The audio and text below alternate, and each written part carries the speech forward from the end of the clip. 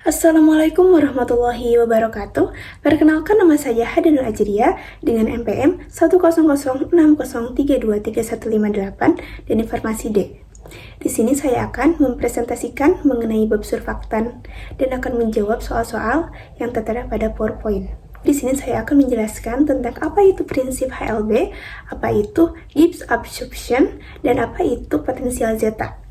Apa itu surfaktan? Surfaktan adalah singkatan dari Surface Active Agent, atau dalam bahasa Indonesia disebut sebagai zat aktif permukaan. Sederhananya, surfaktan adalah senyawa kimia yang memiliki kemampuan untuk menurunkan tegangan permukaan antara dua zat yang berbeda, misalnya antara air dan minyak.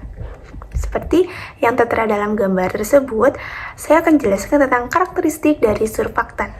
Karakteristik dari surfaktan yaitu memiliki struktur amfifilik yang terdiri dari dua bagian yang berbeda. Sifat yaitu, yang pertama kepala hidrofilik, yaitu bagian dari bersifat polar atau suka air dan biasanya mengandung gugus fungsional seperti hidroksil, karbosil, sulfonat, ataupun amonium kuartenar.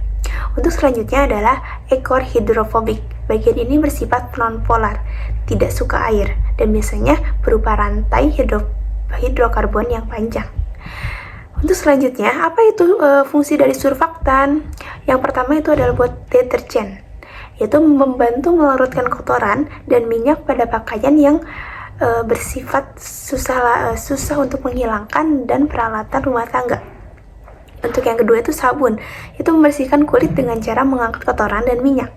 Untuk selanjutnya itu kosmetik, digunakan dalam berbagai produk kosmetik seperti shampoo, sabun mandi, dan pelembab.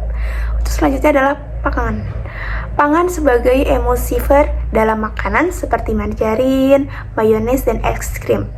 Untuk selanjutnya adalah industri, digunakan dalam berbagai proses industri seperti pengeboran minyak, buatan cat, dan tekstil. Untuk selanjutnya saya akan bahas tentang prinsip HLB. HLB adalah singkatan dari hydrophilic lipophilic balance. Prinsip ini digunakan untuk mengukur keseimbangan antara bagian hidrofilik atau suka air dan lipofilik suka minyak dalam suatu molekul surfaktan. Surfaktan sendiri adalah senyawa yang dapat menurunkan tegangan permukaan antara dua cair seperti minyak dan air.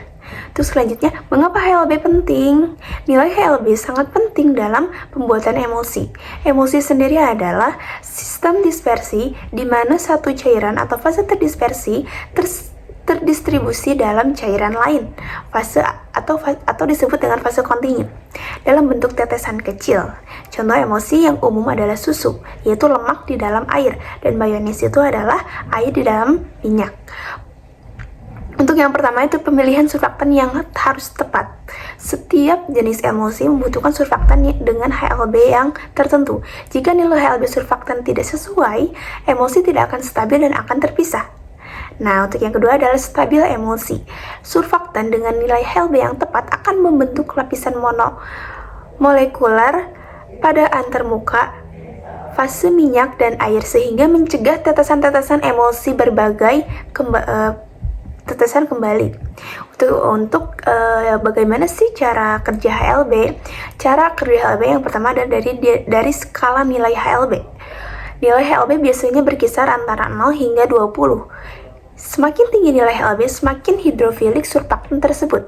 Sebaliknya, semakin rendah nilai HLB, semakin lipofilik surfaktan tersebut. Untuk yang keduanya, penentuan nilai HLB. Nilai HLB dapat ditentukan secara eksperimen atau dihitung berdasarkan surfaktan kimia surfaktannya. Untuk yang ketiga adalah surfaktan nilai HLB. Jika nilai HLB surfaktan yang tersedia tidak sesuai dengan kebutuhan, dapat dilakukan penyesuaian dengan mencampurkan beberapa jenis surfaktan dengan nilai HLB yang berbeda. Next, penerapan prinsip HLB. Yang pertama dalam farmasi. Dalam pembuatan emulsi obat, krim, dan salep. Kosmetik, dalam pembuatan sabun, shampoo, lotion, dan produk perawatan kulit lainnya. Dalam kebutuhan pangan itu dalam membuat margarin, es krim, dan produk makanan lainnya. Dan yang terakhir, bisa dapat untuk cat dan pelapis. Dapat pembuatan emulsi cat dan pelapis. Untuk selanjutnya, saya akan menjelaskan tentang Gibbs absorption. Absorption Gibbs adalah fenomena di mana konsentrasi suatu zat atau disebut dengan adsorbat pada permukaan antarmuka dua fase, misalnya cair gas atau cair-cair, menjadi lebih tinggi dibanding dengan konsentrasi zat tersebut dalam fase bulk fase.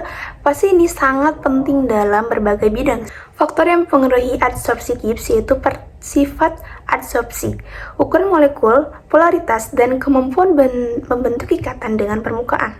Yang kedua, sifat pelarut, polaritas pelarut, dan interaksi antara pelarut dan adsorban, yaitu suhu.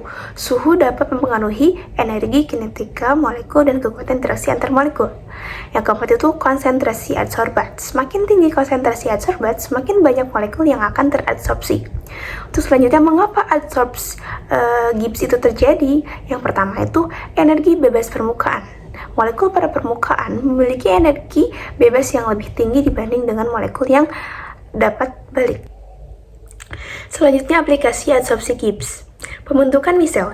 Surfaktan dengan sifat hidrofilik dan hipofilik cenderung terabsorpsi pada antarmuka air minyak, membentuk misel. Selanjutnya, flokkulasi dan koagulasi. Adsorpsi ion-ion pada permukaan partikel koloid dapat menyebabkan flokkulasi atau koagulasi. Selanjutnya, pemisahan dan pemurnian. Adsorpsi selektif dapat digunakan untuk memisahkan komponen-komponen dalam campuran.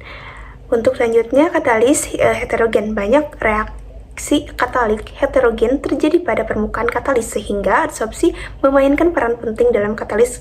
Selanjutnya, biologi. Adsorpsi protein pada permukaan sel dan biomaterial memiliki inflamasi penting dalam berbagai proses biologis. Selanjutnya, saya akan bahas tentang potensial zeta. Potensial zeta adalah ukuran muatan listrik pada permukaan partikel dalam suatu dispensi, seperti suspensi. Bayangkan, partikel-partikel dalam suspensi sebagai bola kecil yang memiliki muatan listrik. Muatan ini menciptakan gaya tolak-menolak antar partikel, mencegah mereka saling menempel dan membentuk gumpalan. Yaitu pentingnya potensial zeta dalam suspensi. Nah, potensial zeta sangat penting dalam menentukan stabilitas fisik suatu suspensi. Semakin tinggi nilai absolut potensial zeta, semakin besar gaya tolak-menolak antar partikel, sehingga suspensi lebih stabil. Sebaliknya, jika potensial mendekati nol, gaya tarik-menarik akan dominan, menyebabkan partikel saling menempel dan membentuk gumpalan flokkulasi atau endapan yang disebut sedimentasi. Selanjutnya, saya akan bahas tentang nilai potensial zeta yang stabil untuk suspensi. Untuk yang pertama adalah nilai yang tertinggi. Umumnya, nilai potensial zeta di atas kurang lebih 30 dianggap cukup untuk memberikan stabilitas yang baik pada suspensi. Yang kedua, nilai terendah. Jika nilai potensial zeta mendekati 0, suspensi cenderung tidak stabil dan tidak menggumpal. Selanjutnya, metode pengukuran potensial zeta. Elektroforesis, yaitu metode yang paling umum di mana partikel dalam suspensi ditempatkan dalam medan listrik. Kecepatan migrasi partikel sebanding dengan potensial zetanya. Yang kedua, mikroelektroforesis, yaitu metode yang serupa dengan elektroforesis tetapi menggunakan partikel dalam jumlah yang lebih sedikit. Yang ketiga adalah potensiometri, yaitu metode yang melibatkan pengukuran potensial listrik antara elektroda yang ditempatkan di dekat permukaan partikel. Selanjutnya, apa itu aplikasi potensial zeta dalam sediaan suspensi?